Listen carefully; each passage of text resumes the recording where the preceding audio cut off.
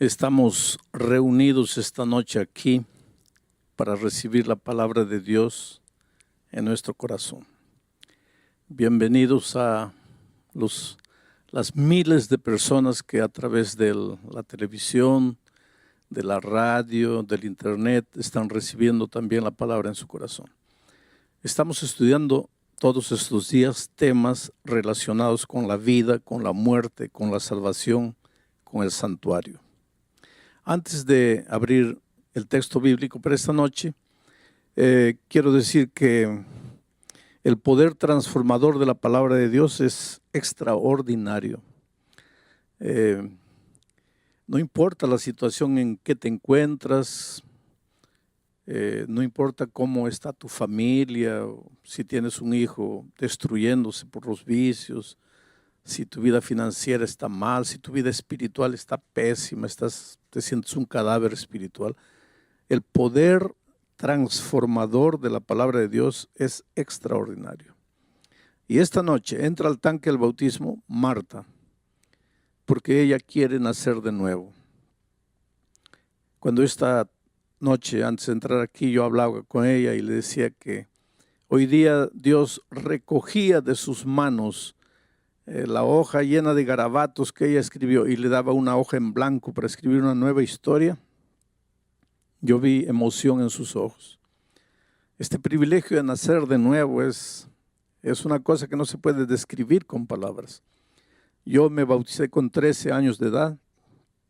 Hasta hoy recuerdo la emoción que sentí cuando salí del agua del bautismo. Toda tu vida queda para atrás, tu vida pasada, tus pecados son perdonados. Mañana o pasado mañana vamos a estudiar el asunto del bautismo más detenidamente. Pero esta noche vamos a ver la entrega de Marta al Señor Jesucristo. Marta, tú no podemos decir que has sido una gran pecadora que estaba ahí en el fango del pecado, nada de eso. Pero tu vida era vacía. Buscabas un sentido para tu vida y lo has encontrado en Cristo Jesús. Conforme a la promesa bíblica, para que todos tus pecados pasados sean perdonados, para que nazcas a una vida nueva a través del agua. El pastor regalado, como ministro del Evangelio, por mandato bíblico, te bautiza en nombre del Padre, del Hijo y del Espíritu Santo. Amén.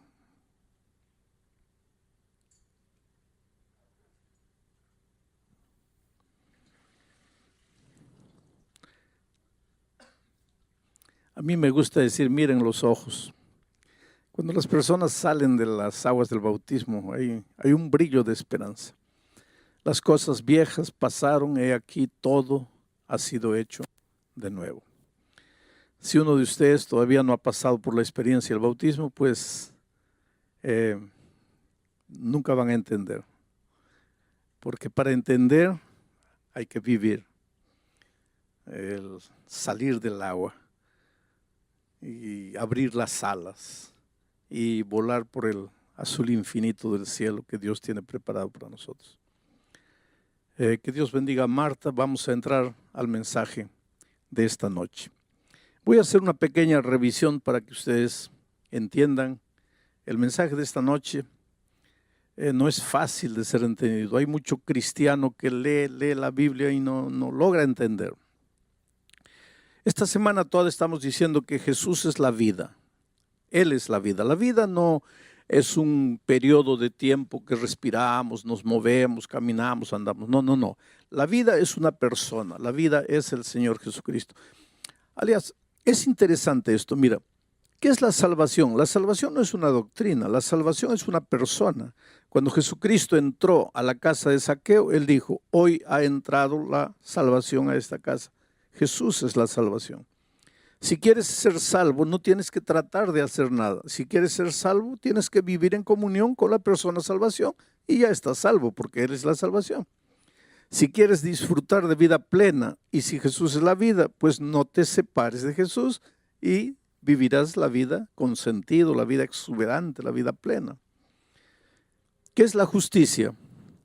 Jesucristo o el profeta Jeremías, hablando de la venida del Mesías, dijo que en los días del Mesías Judá sería salvo, Israel estaría seguro, y este será el nombre por el cual lo llamarán Señor, justicia nuestra. Jesús es la justicia.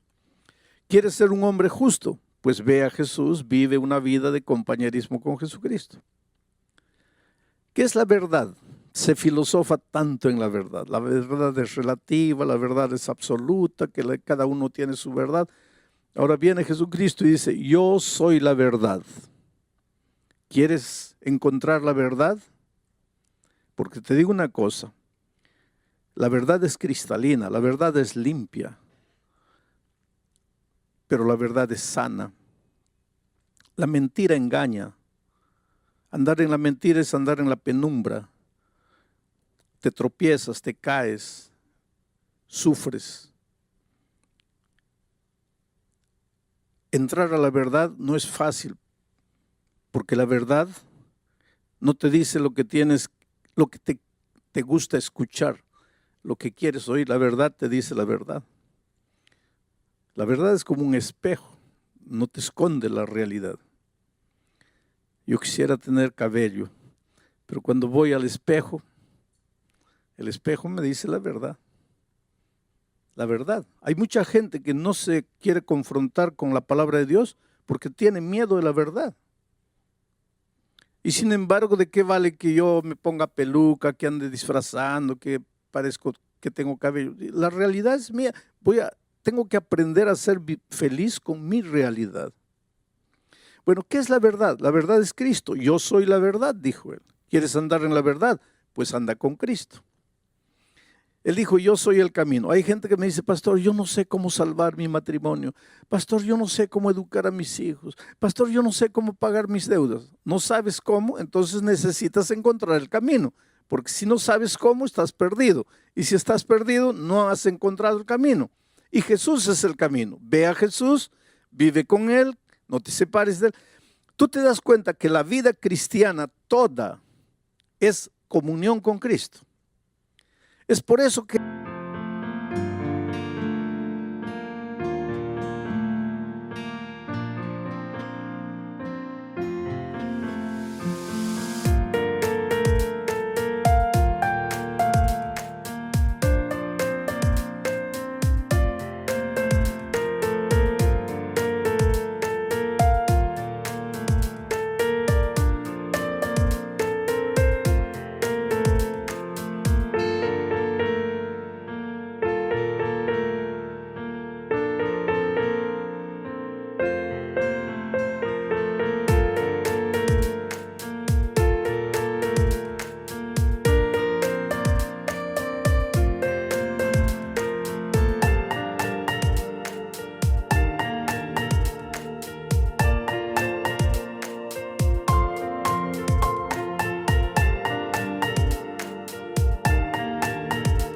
el centro de la experiencia cristiana es Jesucristo.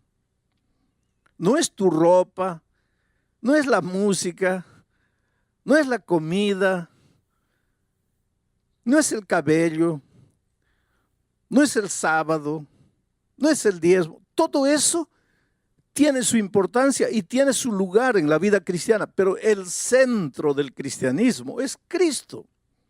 Por eso el cristianismo se llama cristianismo. El centro de la vida del cristiano no es la iglesia, porque si fuera la iglesia, el cristianismo tendría que cambiar de nombre, tendría que llamarse iglesismo, pero se llama cristianismo, porque Jesús es el centro de la vida cristiana. Y entonces, ¿por qué vamos a la iglesia? Porque Jesús dice que Él es la cabeza y la iglesia es su cuerpo.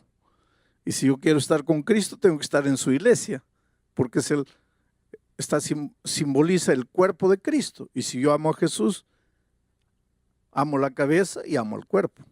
No puedo separar ambas cosas. Bueno, vamos a entrar al tema de esta noche. Aquí está Jesús, Él es la vida. Si Jesús es la vida y yo me separo, entro al territorio de la muerte. No es una muerte instantánea, ya lo dije, es una muerte lenta, paulatina. Ojalá que fuera instantánea, porque si fuera una muerte instantánea, pues me separo de Jesús y muero. Y se acabó, ya no hay dolor, ya no hay sufrimiento, porque los muertos nada saben. El asunto es que esta muerte no es instantánea, es un morir muriendo en gerundio. Desde el momento que me separo de Jesús, empiezo a morir. Muere mi familia, mi vida financiera, mi vida profesional, mi vida personal, mueren mis valores, mis virtudes. Y finalmente mueren las ganas de vivir y no quiero vivir más. Ahora, un día me encuentro aquí desesperado, todo anda mal en mi vida, tengo ganas de matarme. Y yo pregunto, ¿hay solución? Claro que hay solución. ¿Y cuál sería la solución lógica? Pues volver al Señor Jesucristo. Solo que ahí, cuando estoy volviendo al Señor Jesucristo, aparece el enemigo y dice, no. La palabra de Dios, porque el diablo usa la palabra de Dios cuando le conviene. Ojalá que usara la palabra de Dios completa. No, él agarra lo que le conviene. Entonces dice, la palabra de Dios dice, la paga del pecado es la muerte. Y este pecó, por lo tanto tiene que morir. Tiene que morir. Entonces aparece la figura maravillosa de Jesucristo y dice, no, él merece morir porque él se fue, voluntariamente se fue, entró al territorio de la muerte, merece morir, pero yo voy a morir en su lugar. Y él ya no necesita morir, porque él va a transferir todos sus pecados para mí y yo voy a ir a la cruz del Calvario llevando los pecados de él. Él está libre, ya sin pecado, porque ya pasó todos los pecados para mí y yo voy a morir en la cruz del Calvario. Solo que este concepto teórico es difícil de entender por el ser humano. Por eso Dios le dio a Israel la orden, hágame un santuario. Y lo que sucede en ese santuario es la explicación práctica de cómo funciona la salvación. Y entonces anoche dijimos que en Israel, en el santuario de Israel, cuando un pecador reconocía que había pecado y reconocía que tenía que morir por causa de su pecado, agarraba un corderito inocente e iba al santuario, a la presencia del sacerdote, y colocaba el santuario en el altar, colocaba el corderito en el altar y levantaba el cuchillo. Pero antes de eso, antes de levantar el cuchillo, colocaba la mano en el corderito y transfería todos sus pecados para el corderito. Porque si hubo pecado, tiene que haber muerte. Él no quería morir, alguien tenía que morir. En nuestro caso, quien muere es Cristo. Pero para que los seres humanos entendieran de manera vívida eso, existía el sistema de sacrificios. El pecador transfería todos sus pecados para el corderito, que no había hecho nada, que no tenía culpa de nada, y después levantaba el cuchillo y el pobre animalito lo miraba ahí con sus ojitos y él tenía que clavarle el cuchillo y tenía que derramar la sangre y el pobre animalito se movía en los estertores de la muerte y el pecador entendía qué terrible es el pecado, qué terrible es alguien morir por causa del pecado. Pero en el plan de la salvación el pecador no necesita morir, puede transferir su pecado a otro. En Israel al Cordero. Y para nosotros podemos transferir nuestro pecado a Cristo. Y Él murió en la cruz como un cordero, fue llevado al matadero. Y como una oveja muda delante de sus trasquiladores, enmudeció y no abrió su boca, dice Isaías 53. Muy bien, ahora vamos a entrar al tema de hoy.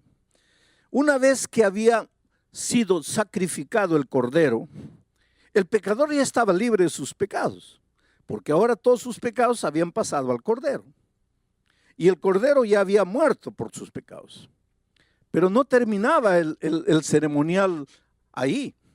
Y ahora voy a leer para ustedes lo que dice Levítico capítulo 4, versículo 30. Luego que el corderito había muerto y la sangre se había derramado, luego, con su dedo, el sacerdote tomará de la sangre y la pondrá sobre los cuernos del altar del holocausto y derramará el resto de la sangre al pie del altar. O sea, queridos, escuchen, una vez que el corderito había muerto, la sangre se había derramado, el sacerdote mojaba su dedo en la sangre del cordero y mojaba los cuernos del altar, la parte más alta del altar, y derramaba la sangre en el santuario. Y de esta manera, los pecados del pecador que habían sido transferidos para el cordero, ahora eran transferidos para el santuario. Y aquí viene lo difícil y lo que mucha gente no entiende. Pero ¿por qué tenía que ser, esos pecados tenían que ser transferidos al santuario? Una vez por año, Dios le daba a Israel una orden. Y les voy a leer la orden que Dios le daba a Israel. Y esto se realizaba una única vez por año. Levítico capítulo 6, versículo 25. Dice así: habla a Aarón y a sus hijos y diles: esta es la ley del sacrificio expiatorio. En el lugar donde se degüella el holocausto será degollada la ofrenda por el pecado delante de Jehová. Es cosa santísima. El sacerdote que la ofreciere por el pecado la comerá en lugar... Antes quiero explicarles esto. Mira, una vez que el sacerdote mojaba su mano con la sangre y la colocaba en el cuerno del altar y derramaba la sangre, comía la carne del cordero. En una ocasión, 2 hijos de Aarón no comieron, quemaron el cordero. Y Moisés los agarró y les dio una reprimenda. Y les dijo: ¿por qué ustedes quemaron? No, porque pensamos que era mejor quemar. No es que pensaron. Es que aquí hay un significado. ¿Y cuál era el significado? ¿Por qué el sacerdote tenía que comer esa carne? Recuérdense que los pecados del pecador habían sido transferidos al corderito. Recuérdense que esa sangre, de cierta manera, estaba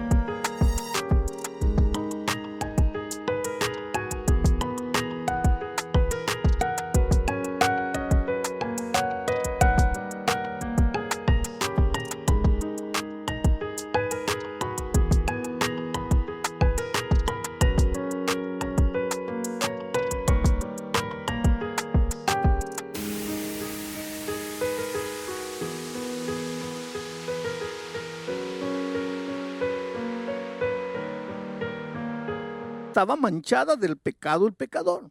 Esa carne también. Ahora los pecados eran transferidos para el santuario. Y el sacerdote también asumía de cierta manera los pecados del pueblo al comer de la carne. Ahora, todo esto va a tener sentido en los temas posteriores. Pero una vez por año, ya les estaba diciendo, una vez por año, miren lo que sucedía. Así purificará el santuario a causa de sus impurezas de los hijos de Israel, de sus rebeliones y de todos sus pecados. De la misma manera hará también el tabernáculo de reunión, en el cual reside entre ellos en medio de sus impurezas. Una vez por año tenían que purificar el santuario. ¿Qué día y cómo se hacía esto? En el versículo 29 dice: en el mes séptimo, a los 10 días del mes afligiréis vuestras almas y ninguna obra haréis, ni el natural ni el extranjero que mora entre vosotros, porque en ese día se hará expiación por vosotros y seréis limpios de todos vuestros pecados delante de Jehová. Muy bien, ahora voy a tratar de explicarles este asunto. Miren, cuando el pecador transfería sus pecados al cordero, él se iba libre. Ya no tenía pecado porque su pecado había pasado para él. Ya no necesitaba morir él porque el corderito moría en su lugar. Pero a través de la sangre del cordero, los pecados eran transferidos para el santuario. Los pecados no se evaporaban. No es porque él dijo perdón, ya se hicieron humo. Los pecados estaban registrados, estaban manchados en el altar del santuario con la sangre del cordero. Y por eso Dios decía, y una vez por año tienen que purificar el santuario. Quiere decir, ¿qué significa purificar el santuario? Tienen que sacar el pecado del santuario y llevarlo a su verdadero origen. Entonces, en ese día, que era llamado el día de la expiación, el sacerdote se vestía una ropa bonita, especial, que solo se vestía ese día, realizaba el sacrificio del cordero y entonces entraba al lugar santísimo, a la misma presencia de Dios, confesando los pecados del pueblo. Mientras el sacerdote estaba haciendo eso en el santuario, el pueblo en el patio estaba orando, suplicando a Dios. Ese era un día de juicio. ¿Pero qué juicio? ¿Juicio de qué? Dios desde el cielo estaba viendo, ¿quién cree que este cordero de verdad murió por sus pecados? Porque una cosa es creer con la boca y otra cosa es creer con el ser entero. Por eso ese día era un día de investigación. Dios quería saber quién de entre el pueblo realmente creía que ese cordero había muerto en su lugar. Mientras eso, el sacerdote en el lugar santísimo estaba haciendo todo el ceremonial. Pero sucedía otra cosa. Ese día se traían 2 machos cabríos, cabra macho, 2 machos cabríos, se traían al santuario. Ahora miren, todo esto está escrito ahí, cuando ustedes tengan tiempo lean. Se escogía un macho cabrío para representar a Cristo. Era ese macho cabrío dedicado a Dios. El otro macho cabrío era dedicado a Azazel. Azazel era un símbolo de los demonios, del diablo en realidad. El macho cabrío dedicado a Dios era sacrificado. Como todos los días, el animalito era sacrificado. Ese animalito simbolizaba al Cordero de Dios que un día iba a pecar el mundo, iba a limpiar el pecado del mundo.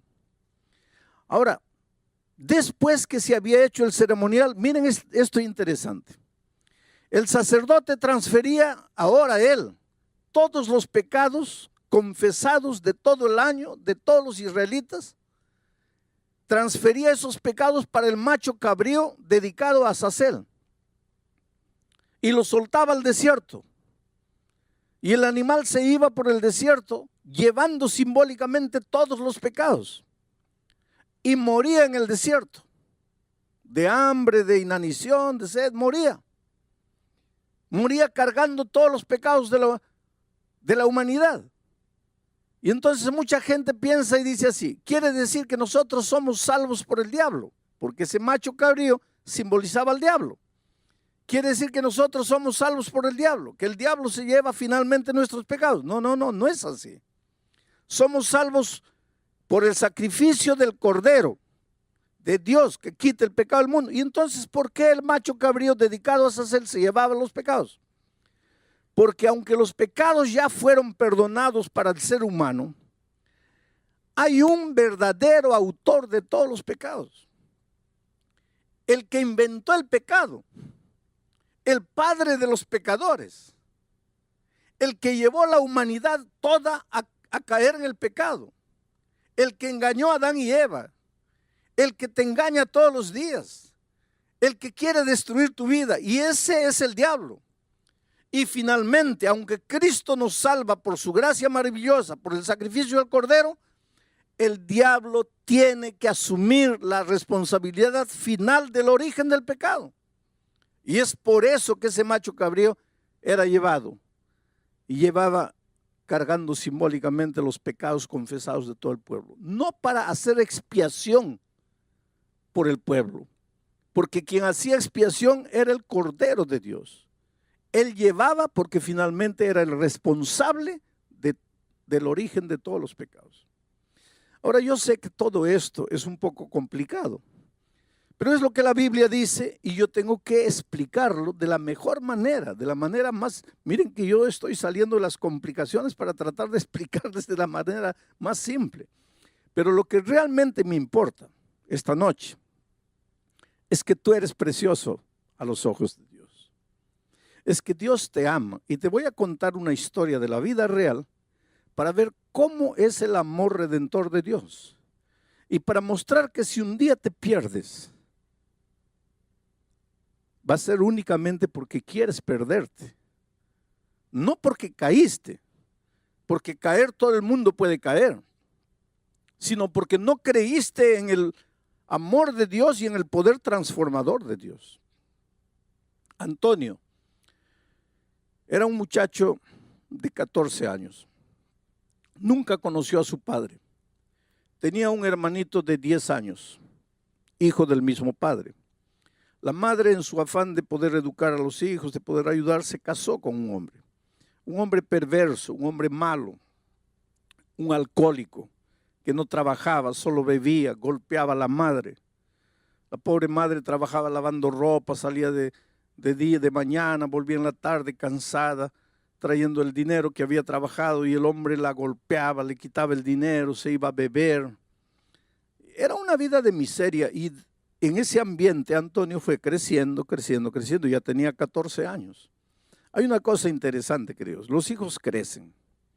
Y eso es una cosa que nosotros tenemos que colocar en la cabeza. Los hijos crecen. El otro día yo estaba viendo una pareja que había sido invitada a un matrimonio de estrellas de televisión, y la pareja quería ir, habían sido invitados, pero tenían una pequeñita de 2 años y no tenían con quién dejar a la niña. Y la señora estaba molesta, y en un arranque de ira dice: ay, pero ¿cuándo crecerá esta niña? Y yo pensaba en mi corazón, ojalá que nunca creciera. Ojalá que se quedara con 2 años para el resto de la vida. Porque ¿qué trabajo te da una niña de 2 años? Que hay que cambiarle los pañales, que hay que acostarla, que hay que darle la comida. Ese es trabajo. Espera que tengan 14 años para que tú veas lo que es trabajo. Esperan que tenga 15 años para que veas lo que es dolor, lo que es sufrimiento. Y ahí te vas a agarrar la cabeza y decir: ay, ¿por qué creció esta niña? ¿Por qué no se quedó con 2 años? Bueno, este muchachito creció, ya tenía 14 años. Desde pequeñito vio a su madre ser golpeada por aquel hombre que no era su padre. Vio a su madre ser abusada y fue creciendo con odio en su corazón hacia el padrastro. Y un día el hombre llegó, golpeó a la madre, le quitó el dinero, se fue a beber, volvió completamente ebrio, se acostó en el sofá, estaba durmiendo. Y este muchacho pensó así: lo voy a matar, lo voy a matar. Y fue y agarró un palo enorme, y vino, aprovechando que estaba durmiendo, y él pensó así: pero tengo que darle un golpe, porque si en el primer golpe no lo mato, él se levanta y me mata a mí. Y agarró con toda la fuerza y golpeó, pero pues le falló el tiro. El hombre, el borracho, se despertó, y ahora él vino encima del muchacho. Y él tuvo que abandonar esa casa definitivamente. El hermanito de 10 años corrió atrás de él. Y allá en la esquina de la casa le dice: ¿ahora qué vas a hacer? Y el muchacho de 14 años, el hermano mayor, le dice: mira, me voy, porque este tipo me va a matar. Me voy. Y el hermanito de 10 años le dice: pero mira, llévame contigo, porque él la va a descontar conmigo, llévame contigo. Y él miró a su hermanito de 10 años y le dice: mira, yo quisiera llevarte, pero no puedo, porque la vida no va a ser fácil para mí. ¿Cómo sobrevivir? ¿Y para qué te voy a hacer sufrir? Sobrevivir yo de alguna manera voy a lograr, pero contigo. Tú eres un niño, tú necesitas quedarte.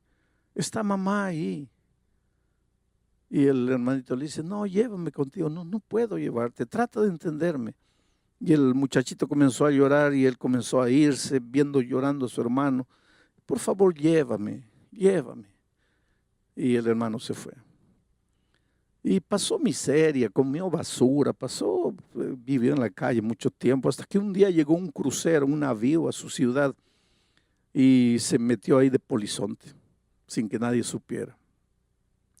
Estuvo una semana en el barco, muriendo de hambre, sin comer, escondido en el depósito, hasta que un día lo descubrieron y lo llevaron al capitán.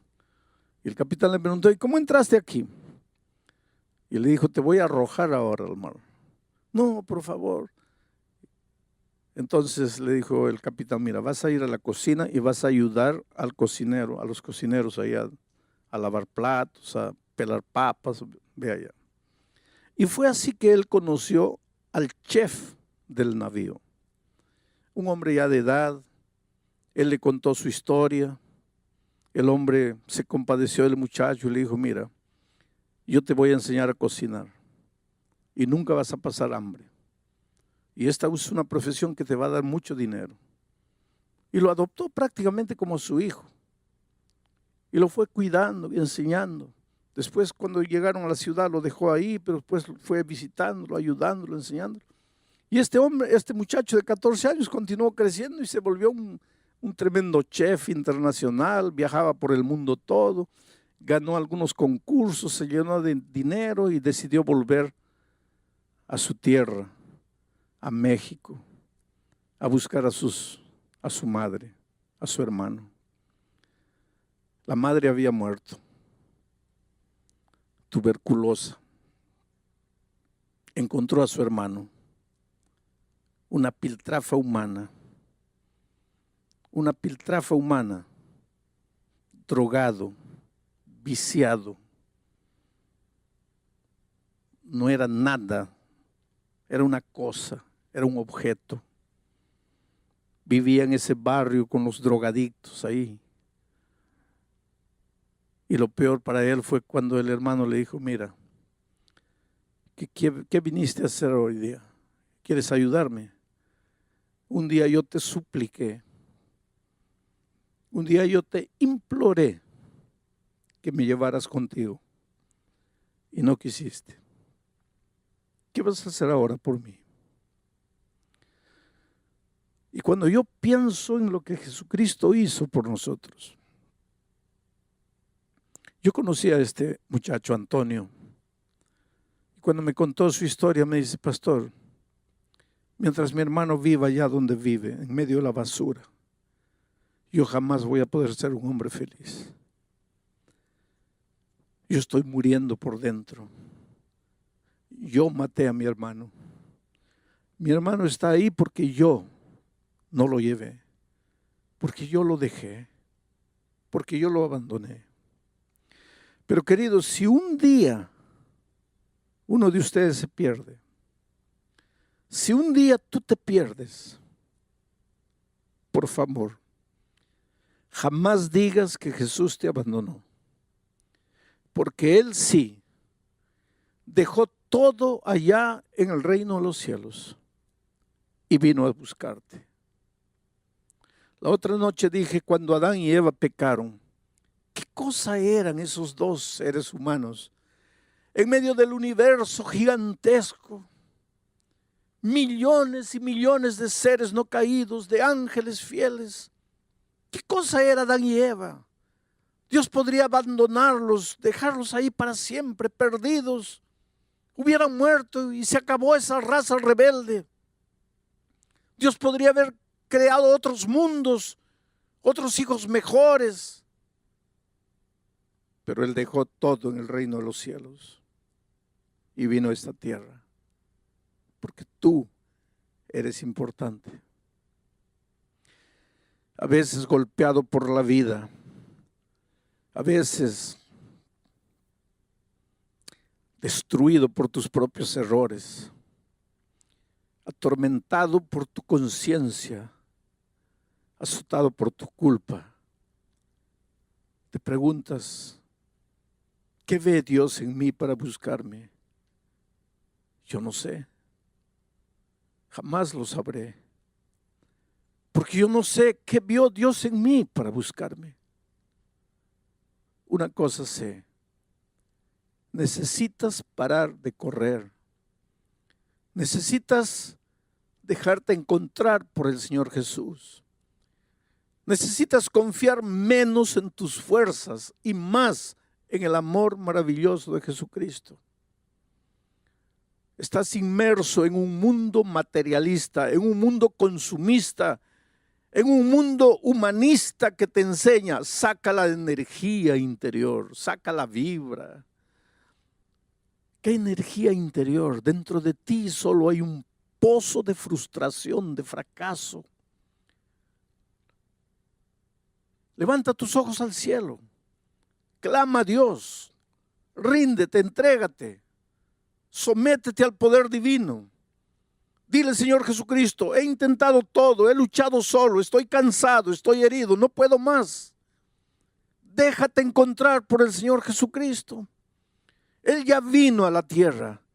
Él asumió tu culpa. Él cargó tus pecados. Él murió en la cruz del Calvario por ti. Él fue despreciado, rechazado, azotado. Él sangró. A Él lo insultaron para que a ti nadie te rechace. Las puertas se abrieron. Bienvenido a la familia de Dios. Pero tienes que venir con tus propias piernas. Tienes que querer. Dios no te puede arrastrar. Por eso la Biblia dice, hoy es el día de buena nueva. Hoy es el día de salvación. Allí donde estás, entrégate al Señor Jesucristo. Ríndete. Deja de correr solo, deja de luchar solo. Dale a Dios la oportunidad de hacer por ti lo que tú no puedes. Pero te voy a leer un texto más para terminar el mensaje de esta noche. ¿Qué tiene que ver la historia del sacrificio? ¿Qué tiene que ver el ceremonial de la expiación? ¿Qué tiene que ver lo que el sacerdote hacía en el día de la expiación? ¿Qué tiene que ver la purificación del santuario con nosotros? Hebreos capítulo 9, versículos 12, 13 y 14 dice lo siguiente. Y no por sangre de machos cabríos, ni de becerros, sino por su propia sangre, entró una vez para siempre en el lugar santísimo, habiendo obtenido redención eterna. Porque si la sangre de los toros y de los machos cabríos y las cenizas de la becerra, rociadas a los inmundos, santifican para la purificación de la carne, cuanto más la sangre de Cristo, el cual mediante el Espíritu eterno se ofreció a sí mismo sin mancha a Dios, cuanto más limpiará vuestras conciencias de obras muertas para que sirváis al Dios vivo. Obras muertas. Oh querido, todos esos animalitos que eran sacrificados en el tiempo de Israel simbolizaban al Señor Jesucristo.